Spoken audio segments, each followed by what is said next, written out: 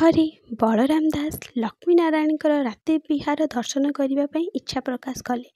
ତାଙ୍କର ଏହି ଇଚ୍ଛା ପୂରଣ କରିବା ପାଇଁ ସେ ଗରୁଡ଼ ସ୍ତମ୍ଭ ନିକଟରେ ଥାଇ ଜଗନ୍ନାଥଙ୍କୁ ଭକ୍ତି ଗଦଗଦ କଣ୍ଠରେ ଅନୁରୋଧ କଲେ। ଭଗବାନ ଯେ ଭକ୍ତର ଭକ୍ତି ଓ ପ୍ରେମ ଭାଷାରେ ବନ୍ଧା, ସେ ଭକ୍ତର ଅଭୀଷ୍ଟ ପୂରଣ କରିବା ପାଇଁ ପ୍ରତିଶ୍ରୁତି ପ୍ରଦାନ କଲେ। ମାତ୍ର ଯେତେବେଳେ ଜଗତଜନନୀ ଲକ୍ଷ୍ମୀଙ୍କୁ ଏହି ସମ୍ବାଦ ପ୍ରାପ୍ତ ହେଲା, ସେ କ୍ରୋଧରେ ଜର୍ଜରିତ ହୋଇପଡ଼ିଲେ। ପୁତ୍ରତୁଲ୍ୟ ତାଙ୍କର ଭକ୍ତ ଏପରି ଅସମ୍ଭବ ଦର୍ଶନର ମନ ବଳାଇଥିବାରୁ ସେ ଧୈର୍ଯ୍ୟଚ୍ୟୁତ ହୋଇପଡ଼ିଲେ। ମାତ୍ର ଜଗନ୍ନାଥ ଯେତେବେଳେ ତାଙ୍କୁ ଅନୁମତି ଦେଇଛନ୍ତି, ସେ କଥା ଅନ୍ୟଥା ହେବାର ନୁହଁ। ସେ ଅବଶ୍ୟ ତାହା ଦର୍ଶନ କରିବେ। ତଥାପି କ୍ରୋଧାନ୍ୱିତ ହୋଇ ଲକ୍ଷ୍ମୀ ସ୍ୱପ୍ନରେ ବଳରାମଙ୍କୁ ଅଭିଶାପ ପ୍ରଦାନ କଲେ। ବଳରାମ, ତୁମେ ମୋର ଭକ୍ତ ସନ୍ତାନ ହୋଇ ପିତାମାତାଙ୍କର ଦିବ୍ୟଲୀଳା ଦର୍ଶନ କରିବା କି ସମ୍ଭବ ହୋଇପାରେ? ତୁମ ହୃଦୟରେ ଏପରି ଅସମ୍ଭବ ବାସନା ଜାତ ହୋଇଥିବାରୁ ତୁମେ ଏକ ଲମ୍ପଟ, ତୁମେ ଏକ କୁଳାଙ୍ଗାର। ମୁଁ ଇଚ୍ଛା କରିଥିଲେ ଅଭିଶାପ ଦେଇ ତୁମକୁ ଭସ୍ମ କରିଦେଇଥାନ୍ତି। ପୃଥିବୀ ବକ୍ଷରୁ ଲୁଚାଇ ଦେଇପାରିଥାନ୍ତି ତୁମର ନାମ। ମାତ୍ର ଜଗନ୍ନାଥ ତୁମର ଅଭୀଷ୍ଟ ପୂରଣ କରିଛନ୍ତି। ମୁଁ ତାଙ୍କର ଇଚ୍ଛାକୁ ଅବମାନନା କରିବାକୁ ଚାହେଁନା। ମାତ୍ର ତୁମ ପ୍ରତି ମୋର ଏତିକି ଅଭିଶାପ ବଳରାମ, ତୁମେ ଭକ୍ତ ହିସାବରେ ସବୁକିଛି ପାଇଲ ମଧ୍ୟ ଶେଷ ଜୀବନରେ ଆଉ ଶ୍ରୀକ୍ଷେତ୍ର ପାଇବ ନାହିଁ। ହଠାତ୍ ବଳରାମଙ୍କର ନିଦ୍ରା ଭାଙ୍ଗିଗଲା। ସେ ଚକିତ ନେତ୍ରରେ ଚତୁର୍ଦିଗକୁ ଦୃଷ୍ଟି ନିକ୍ଷେପ କଲେ। ଏକ ଅପ୍ରୀତିକର ଭୟରେ ତାଙ୍କ ହୃଦୟ ଥରି ଉଠିଲା। ଲୋତକରେ ଅଜସ୍ର ବନ୍ୟା ଛୁଟାଇ ସେ ଜଗନ୍ନାଥଙ୍କୁ ଏହାର ପ୍ରତିକାର ନିମନ୍ତେ ପ୍ରାର୍ଥନା କଲେ। ଭକ୍ତର ଆକୁଳ ପ୍ରାର୍ଥନାରେ ଜଗନ୍ନାଥ ତାଙ୍କ ନିକଟରେ ଆବିର୍ଭୂତ ହୋଇ କହିଲେ, ବଳରାମ, ଦୁଃଖ କର ନାହିଁ। ଲକ୍ଷ୍ମୀ ଯେତେବେଳେ ଏ ଅଭିଶାପ ତୁମକୁ ଦେଇଛନ୍ତି, ତାହା ଅବଶ୍ୟ ଭୋଗ କରିବାକୁ ହେବ। ତଥାପି ମୁଁ ନିର୍ଦ୍ଦେଶ ଦେଉଛି, ତୁମେ ଗ୍ରାମକୁ ଫେରିଯାଅ। ସେଠାରେ ଗୋଟିଏ ମନ୍ଦିର ନିର୍ମାଣ କରାଅ। ଜଗନ୍ନାଥ, ବଳଭଦ୍ର ଓ ସୁଭଦ୍ରାଙ୍କୁ ପ୍ରତିଷ୍ଠା କର। ଗ୍ରାମରେ ରହି ମୋର ଆଶୀର୍ବାଦ ଫଳରେ ତୁମେ ଶ୍ରୀକ୍ଷେତ୍ରର ରହିବାର ଫଳ ଲାଭ କରିପାରିବ। ଜଗନ୍ନାଥଙ୍କ ଆଦେଶକୁ ଶିରୋଧାର୍ଯ୍ୟ କରି ଭକ୍ତ ବଳରାମ ନିଜ ଗ୍ରାମ ଏରବଙ୍ଗକୁ ଫେରି ଆସିଲେ। ସେଠାରେ ସେ ବହୁ ପ୍ରଚେଷ୍ଟାରେ ଏକ ମନ୍ଦିର ତୋଳାଇ ତହିଁରେ ଜଗନ୍ନାଥ, ବଳଭଦ୍ର ଓ ସୁଭଦ୍ରାଙ୍କୁ ସ୍ଥାପନ କଲେ ଏବଂ ତାଙ୍କ ପାଇଁ ଜମିବାଡ଼ି ଖଞ୍ଚାଇ ଦେଲେ। ମନ୍ଦିରରେ ଠାକୁରମାନଙ୍କର ସେବା କରିବା ପାଇଁ ପଣ୍ଡା ପଡ଼ିହାରୀମାନେ ମଧ୍ୟ ନିଯୁକ୍ତି ହେଲେ। ପୁରୀ ଶ୍ରୀମନ୍ଦିରରେ ପାଳିତ ହେଉଥିବା ନିୟମ ଅନୁସାରେ ଏଠାରେ ପ୍ରତିଦିନ 12 ଧୂପ, 13 ଅବକାଶ ଏବଂ ଅନ୍ୟାନ୍ୟ ସମସ୍ତ ରୀତିନୀତି ଯଥା ନିୟମରେ ପାଳିତ ହେଲା। ତଥାପି ବଳରାମ ଶ୍ରୀକ୍ଷେତ୍ରର ସ୍ମୃତି ଭୁଲି ପାରିଲେ ନାହିଁ।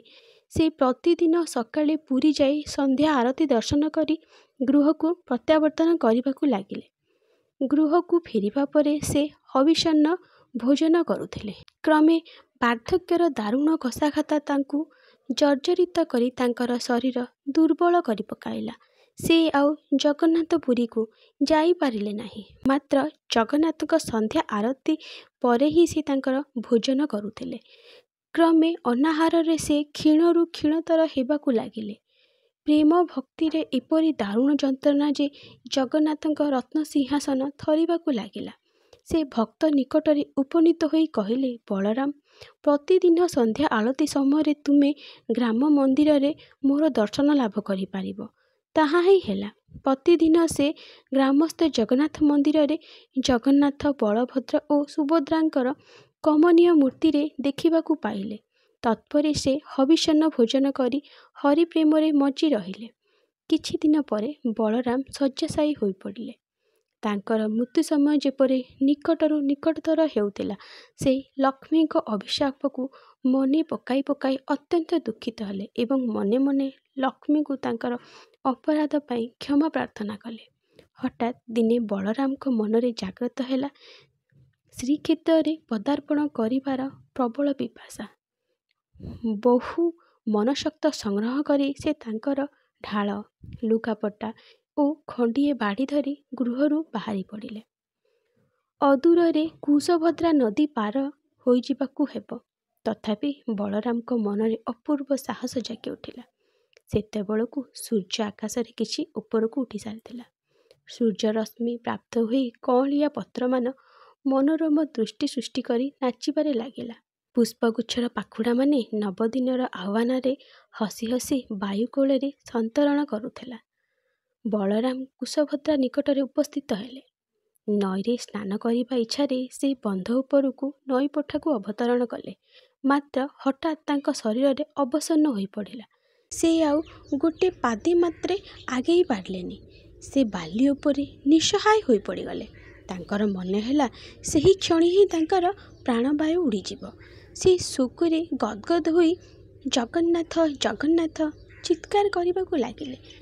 ଦୂରରେ ଥାଇ ମଧ୍ୟ ଭଗବାନ ଭକ୍ତର ଡାକ ଠିକ୍ ଶୁଣିପାରିଲେ। ସେଦିନ ତ ପୁଣି ଶୁଣିପାରିଥିଲେ ଦ୍ୱାରିକାରେ ଥାଇ ହସ୍ତିନା ରାଜସଭାରେ ଦ୍ରୌପଦୀର ଆର୍ତ୍ତଚିତ୍କାର। ଲକ୍ଷେ ଯୋଜନ ଦୂରରେ ଥାଇ ସେ ତ ପୁଣି ଶୁଣିପାରିଥିଲେ ଗଜରାଜର ଆକୁଳ ଆହ୍ୱାନ। ଦିବ୍ୟ ଆଲୋକରେ ଭକ୍ତର ସମ୍ମୁଖରେ ଆକାଶରେ ଉଦ୍ଭାସିତ ହୋଇ ଉଠିଲା। କିଛି କ୍ଷଣ ପରେ ଦେଖାଗଲା ପକ୍ଷୀରାଜ ଗରୁଡ଼ ଉପରୁ ଓହ୍ଲାଇ ଲକ୍ଷ୍ମୀ ଏବଂ ନାରାୟଣ ଭକ୍ତ ସମ୍ମୁଖରେ ଦଣ୍ଡାୟମାନ ହେଲେ। ଭକ୍ତଙ୍କର ସେତେବେଳକୁ ପାଟି ପଡ଼ିଯାଇଥିଲା। ତେଣୁ ସେ କିଛି କହି ନ ପାରି କେବଳ ହାତଦ୍ୱୟ ଯୋଡ଼ି ଲକ୍ଷ୍ମୀନାରାୟଣଙ୍କ ଉଦ୍ଦେଶ୍ୟରେ ଭକ୍ତିପୂତ ପ୍ରଣାମ ଜଣାଇଲେ। ଲକ୍ଷ୍ମୀ ଯେପରି ନିଜର ଅଭିଶାପ ସଫଳ ହେବାରୁ ଉତ୍ଫୁଲ୍ଲ ହୋଇ ଉଠିଥିଲେ, ଗର୍ଭଗଞ୍ଜ ନାରାୟଣ ଲକ୍ଷ୍ମୀଙ୍କର ଗର୍ବ ଚୂର୍ଣ୍ଣ କରିବା ନିମନ୍ତେ ଲକ୍ଷ୍ମୀଙ୍କ ଦିଗକୁ ଦୃଷ୍ଟି ନିକ୍ଷେପ କରି କହିଲେ, ତୁମେ ଭୁଲ ବୁଝୁଛ ଲକ୍ଷ୍ମୀ। ତୁମେ ଭାବୁଛ ଯେ ତୁମର ଅଭିଶାପ ସତ୍ୟରେ ପରିଣତ ହେଲା। ତୁମ ଅଭିଶାପ ଫଳରେ ବଳରାମ ଶ୍ରୀକ୍ଷେତ୍ରରେ ପ୍ରବେଶ କରିପାରିଲେ ନାହିଁ। ତାହା ନୁହଁ ପ୍ରିୟେ। ଶ୍ରୀକ୍ଷେତ୍ର କାହିଁକି ପ୍ରସିଦ୍ଧ? ସେଠାରେ 33 କୋଟି ଦେବତା ଅବସ୍ଥାନ କରୁଥିଲେ ମଧ୍ୟ ବାଟମଙ୍ଗଳା, ବାଟଗଣେଶ, କଳ୍ପବଟ, ବିମଳା ଆଦିଙ୍କର ତାହା ପ୍ରିୟସ୍ଥାନ ହୋଇଥିଲେ ମଧ୍ୟ ଶ୍ରୀକ୍ଷେତ୍ରର ନାମ ସେମାନଙ୍କ ଯୋଗୁଁ ହୋଇନାହିଁ। ସ୍ୱୟଂ ଲକ୍ଷ୍ମୀନାରାୟଣ ସେଠାରେ ଅବସ୍ଥାନ କରୁଥିବାରୁ ତାହାର ନାମ ଶ୍ରୀକ୍ଷେତ୍ର ହୋଇଛି।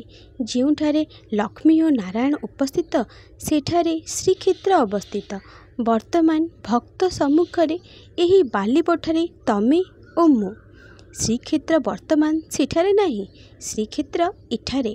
ଆଜିଠାରୁ ଏହି ସ୍ଥାନ ଗୁପ୍ତ ଶ୍ରୀକ୍ଷେତ୍ର ନାମରେ ପ୍ରଖ୍ୟାତି ଲାଭ କରିବ। ଦୂର ଦେଶାନ୍ତରୁ ଲୋକମାନେ ଆସି ଏହି ଗୁପ୍ତ ଶ୍ରୀକ୍ଷେତ୍ରର ମହିମା ଗାନ କରିବେ। ଆମ ଦୁହିଁଙ୍କ ଉପସ୍ଥିତିରେ ଓ ଭକ୍ତର ସମାଧିପୀଠ ହେତୁ ଏହା ପବିତ୍ର ଓ ସୁଦୁର୍ଲଭ ହେବ। ସେତେବେଳକୁ ବଳରାମଙ୍କ ଶରୀର ନିଶ୍ଚଳ ହୋଇପଡ଼ିଥିଲା। ତାଙ୍କର ଆତ୍ମା ଆଉ ଦୂରକୁ ନ ଯାଇ ସେହିଠାରେ ହିଁ କୈବଲ୍ୟ ମୁକ୍ତି ଲାଭ କଲା। ପ୍ରେମୀ ଭକ୍ତକୁ କୃତଜ୍ଞତା ଜ୍ଞାପନ କରିବା ପାଇଁ ଲକ୍ଷ୍ମୀନାରାୟଣଙ୍କ ଚକ୍ଷୁରେ ଦେଖାଗଲା 2 ଟୋପା ଲୁହ। ସେ ଲୁହ ହେଉଛି ପ୍ରେମର, ଆବେଗର ଏବଂ ଲୀଳାମୟଙ୍କ ଲୌକିକ ଲୀଳାର। ସେହି ଦିନଠାରୁ ଆଜି ପର୍ଯ୍ୟନ୍ତ ସ୍ମୃତି ବିଜଡ଼ିତ ନଈପଠାରେ ସେହି ପବିତ୍ର ସ୍ଥାନ ଗୁପ୍ତ ଶ୍ରୀକ୍ଷେତ୍ର ନାମରେ ଖ୍ୟାତି ଅର୍ଜନ କରିଛି। ବଳରାମ ଦାସଙ୍କ ସମାଧି ଉପରେ ଏକ ଗାଦି ଗଢ଼ାଯାଇ ସେଠାରେ ପୂଜା ପାଉଛନ୍ତି। ତାହା ବଳରାମ ଗାଦି ନାମରେ ପରିଚିତ। ଆଜି କୁଶଭଦ୍ରା ନଦୀ କୂଳର ସେହି ଗୁପ୍ତ ଶ୍ରୀକ୍ଷେତ୍ର ଓ ବଳରାମ ଗାଦି ଭକ୍ତ ଭଗବାନଙ୍କର ମହିମା କୀର୍ତ୍ତନ କରିବା ପାଇଁ ବହୁ ଦୂରଯାତ୍ରୀଙ୍କୁ ତାର ଶୋଭାପୋଷରା ମଧୁମୟ ପରିବେଶ ମଧ୍ୟକୁ ଟାଣି ଆଣେ। ଜଗନ୍ନାଥଙ୍କର ଲୀଳା ଅତି ଅଦ୍ଭୁତ, ମନୋରମ ଏବଂ ଶାନ୍ତିଦାୟକ। ଜୟ ଜଗନ୍ନାଥ, ଜୟ ଜଗନ୍ନାଥ, ଜୟ ଜୟ ଜଗନ୍ନାଥ।